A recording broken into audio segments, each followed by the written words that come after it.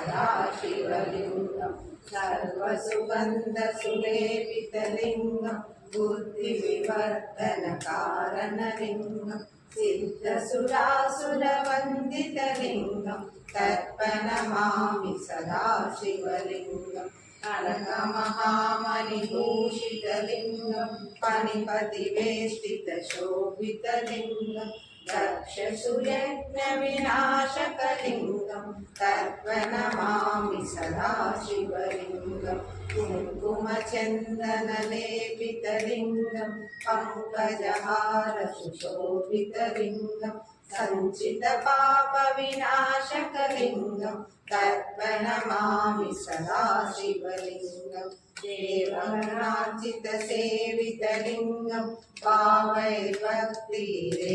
च लिङ्गं दिनकरकोटिप्रभाकरलिङ्गं तर्पणमामि सदाशिवलिङ्गम्